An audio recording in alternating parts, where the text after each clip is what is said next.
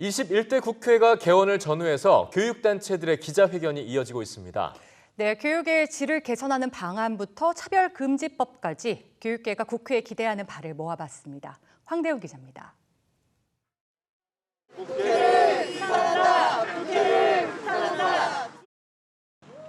기간제 교사노조가 오늘 오전 국회 앞에서 개최한 기자회견입니다. 지난 20대 국회에 이어 이번 국회에서도 노조 활동을 무력화하기 위한 교원노조법이 입법 예고된 점을 문제 삼았습니다. 21대 국회에서도 노동자들의 노동기본권 보장이 아닌 계약이 시도될 가능성이 높다는 것을 보여줍니다. 새로 문을 연 21대 국회에 대해 교육계의 요구가 쏟아지고 있습니다. 전국교직원노동조합은 어제 국회 정론관에서 한국교원단체 총연합회는 개원을 앞둔 지난주에 각각 기자회견을 열었습니다. 정교조는 OECD 평균에 비해 많은 편인 법정 수업 시수와 수업 일수를 줄여서 교육의 질을 높이는 것을 우선 과제로 꼽습니다.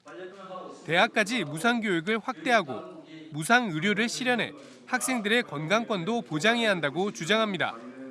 법의 노조 상태에 머물러 있는 전교조 문제를 해결하는 것도 주된 요구사항 가운데 하나입니다. 21대 국회에서 온전하게 제대로 된 노동기본권 그리고 정치기본권을 보장하는 문제가 굉장히 큰 과제로 남겨져 있다 이렇게 봅니다. 교총은 지난 국회가 처리하지 못한 만 18세 선거권 관련 보완 입법을 서둘러서 교육이 정치에 휘둘리지 않도록 해야 한다는 의견입니다. 최근 교육계에서 논의가 이루어지고 있는 9월 신학년제도 국회가 사회적 논의를 이끌어줄 것을 주문했습니다. 교육복지기본법을 제정해 취약계층에 대한 지원을 체계적이고 일관성 있게 진행하자는 방안도 내놨습니다. 취약계층에 대한 교육복지를 더 강화할 수 있다는 차원에서 기본법적 성격인 교육복지기본법이 반드시 제정될 필요가 있다고 봅니다.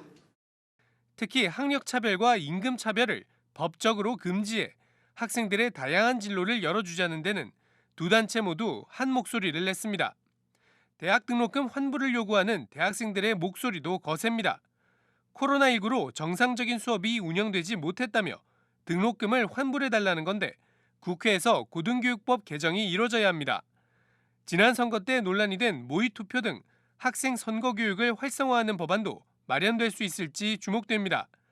이 밖에도 여전히 법적 근거를 마련하지 못한 국가교육위원회나 공영형 사립대 등 사학의 공공성을 강화하는 방안을 마련하는 것도 21대 국회에 주어진 과제입니다.